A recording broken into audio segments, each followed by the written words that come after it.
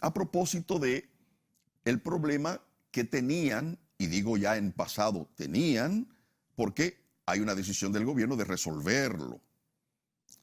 Y era el excedente de los bananos de un sector de bananeros que habían pedido al gobierno que como tenían no habían podido colocar una cantidad en los mercados europeos porque hay un periodo donde no se lo compran, querían ayuda, apoyo del gobierno. Y yo entonces en un comentario decía que el gobierno tenía que adquirir esos guineos, esos bananos, y que podía utilizarlos en una diversidad de cosas. O sea, que no iba a perder ese dinero porque podía comprarlos y entonces que las Fuerzas Armadas en sus desayunos, en su cena, lo que fuere para los soldados, los hospitales que también cocinan y tienen que hacer alimentos, en los planes sociales para repartirlos. Inespre podía venderlos a muy bajo costo en los barrios, en un plan social, y ahí le ganaba hasta políticamente con ese plan el gobierno. Es decir, y subsidiaba lo que fuera. Pero también yo decía, bueno, hay que tener un poco de imaginación. Gobernar es sin tener imaginación. Un gobierno sin imaginación está perdido. Sin embargo, cuando tiene mucha imaginación, hace cosas que deja al ciudadano admirado. Y yo decía, ¿por qué esos guineos no los convertimos en platanitos? Es decir, en guineitos sería en este caso. Es decir, empacándolo en funditas como los platanitos salados que comemos. No sé si eso se puede hacer, pero de plátano a guineo, bueno, y llegar a un acuerdo con una fábrica de esas que producen esos platanitos para que los empaquen para luego darlo en el desayuno escolar. Esa pudiera ser una idea.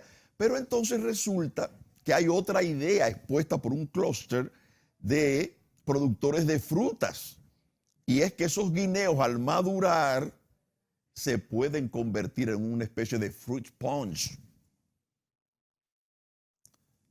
Una bebida que se haría, se puede conservar y luego se daría en el desayuno escolar. ¿Se dan cuenta? Es decir, y sobre todo cuando se trata de alimentos, se pueden transformar, no hay que perderlos. Siempre hay una forma, una posible solución. Y este clúster ha dado una interesante solución que al mismo tiempo los favorece a ellos. ¿Por qué?